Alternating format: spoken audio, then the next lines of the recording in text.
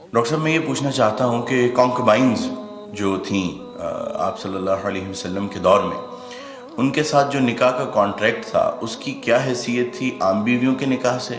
مختلف کیا تھا اس میں؟ اور ان بطور بیوی ان کی حیثیت کیسی تھی، اور ان کے ساتھ کس طرح کا معاملہ کیا جاتا تھا، اور بعد میں وراثت میں ان کا کیسا حصہ تھا؟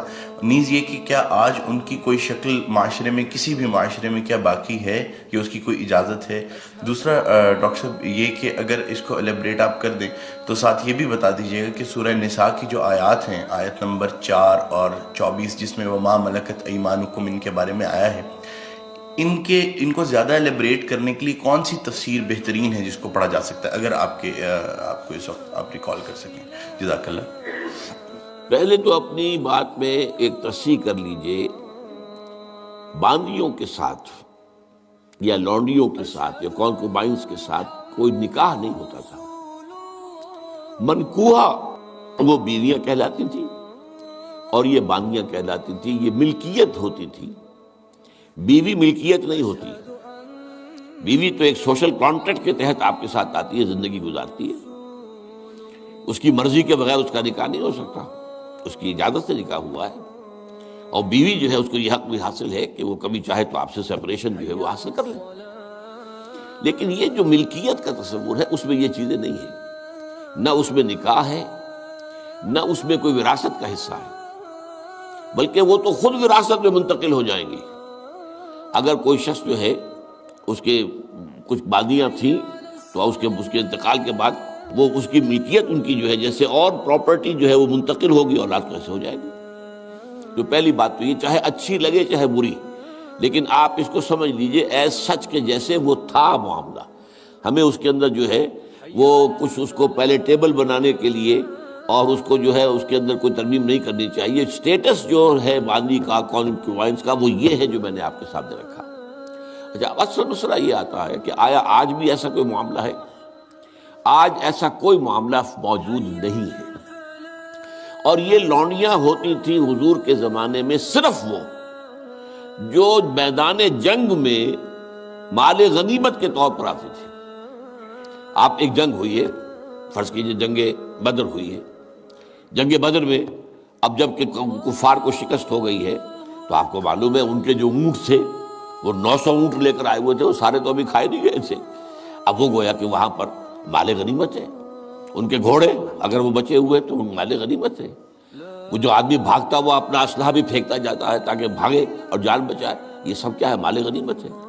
ایسے ہی اگر وہاں کوئی عورتیں بھی آئی ہوں، میرے علم میں نہیں ہے کہ بدر میں آئیں یا نہیں آئیں، احد میں تو آئیں، لیکن بدر کے بارے میں مجھے یقین کے ساتھ معلوم نہیں ہے، لیکن اگر عورتیں بھی آئی ہوں تو وہ باندیاں ہوں گی، وہ تقسیم ہو جائیں گی۔ یہ جو اصل غلام کا اور باندی کا تصور ہے اسلام میں، یہ پی او ڈبلیو کا حل ہے، prisoners of war, what to do with them۔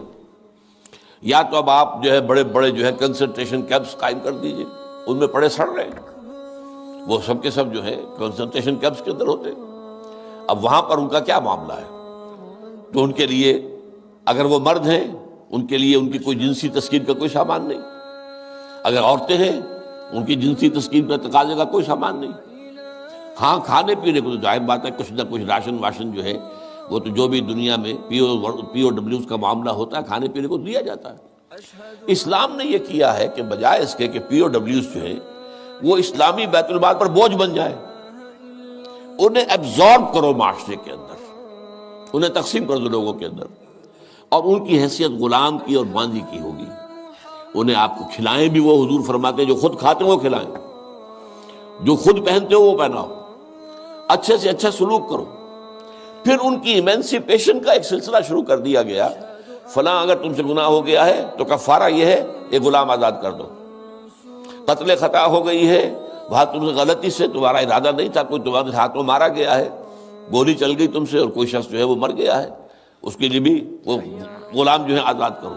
گناہوں کے کفارے میں غلاموں کو آزاد کرنا، پھر غلاموں کو آزاد کرنے کی تلقین، نصیحت، پرسویشن، یہ نیکی کا بہت بڑا کام ہے، غلام کو آزاد کرو۔ یہ ساری چیزیں جو ہیں اس کے ذریعے سے ایک دفعہ انہیں سوسائٹی میں جذب کرنے کے بعد وہ علیحدہ ایلیمنٹ نہیں رہے، اب سوسائٹی کا حصہ بن گئے، وہ ایک گھر کے اندر ہیں، وہاں رہتے ہیں، ان کے ساتھ جو ہے ان کے مالک ہیں، اور اسی طریقے سے ان کو رفتہ رفتہ ان کی ایمینسیپیشن کا بندوبست کیا اسلام نے. اور اس میں آپ کو معلوم ہونا چاہیے اس درجے ایمینسیپیشن ہوئی ہے کہ ایک وقت ایسا تھا عالم اسلام میں ساری حکومتیں غلاموں کی تھیں. مڈل ایسٹ میں ممالک کی حکومت، مملوک کہتے ہیں اس کو کہ جو کسی کی ملکیت ہے، غلام ہے. ممالک بڑے بادشاہ ہوئے. ہندوستان میں جو دہلی میں پہلی حکومت قائم ہوئی ہے وہ کون تھے؟ خاندان غلامہ، قطب الدین ایبک اور یہ بلبن، ایسے ایسے شاندار اور جو ہے، اور یہ التتمش، یہ کون تھے؟ غلام تھے. ہمارے بڑے بڑے دین کے علماء ائمہ غلام، چنانچہ بڑے علماء اساتذہ غلاموں میں سے. تو اسلام نے یہ راستہ اختیار کیا ہے. البتہ آخری سوال کا یہ ہے جو میرے اپنے ذہن میں ہے کہ اسلام نے اس انسٹیٹیوشن کو فائنلی ایبروگیٹ کیوں نہیں کیا؟ ایبروگیشن، جیسے آپ کو معلوم ہے سود کا معاملہ چلتا رہا، آخر میں آ کے سن 9 میں فائنلی طے کر دیا گیا حرام، اب اس کے قریب مت پھٹکو. اس کی حکمت میرے نزدیک یہ ہے کہ یہ خالص اسلامی جہاد ہونا ہے قیامت سے قبل ایک مرتبہ بہت بڑے پیمانے پر، جس کو کہا گیا ملاحم، اور جس پر پورے باب جو ہیں وہ احادیث کی کتابوں میں ہے. اس وقت میں سمجھتا ہوں کہ ضرورت پیش آئے گی اس انسٹیٹیوشن کو انووک کرنے کی کہ اس وقت پرزنرز آف وار کا معاملہ اس طور سے ڈیل کیا جائے. لیکن اس وقت تک کسی آزاد انسان کو پکڑ کر غلام بنا لینا بہت بڑا گناہ ہے، ناقابل معافی گناہ ہے، کسی کو حق حاصل نہیں ہے. یہ جو امریکنز لے گئے تھے، آپ کو معلوم ہے یہ افریقہ کے مغربی ساحل کے ساتھ ساتھ وہاں سے یہ لوگ لے کر گئے پکڑ کر ان کو، افریقیوں کو، اور وہاں جا کر انہیں غلام بنایا ہے اور شدید ترین جو ہے سختیوں میں انہیں رکھا ہے. یہ معاملہ اسلام میں نہ کبھی ہوا ہے، نہ اس کی کوئی اجازت ہے. کسی غلام، کسی آزاد انسان کو پکڑ کر زبردستی غلام بنا لینا، اس کی نہ کبھی اجازت رہی ہے نہ کبھی ہوگی. البتہ پرزنرز آف وار کے معاملے میں یہ شکل ہے جو اسلام میں رہی ہے، اور ہمیں اسی طریقے سے سمجھنا چاہیے.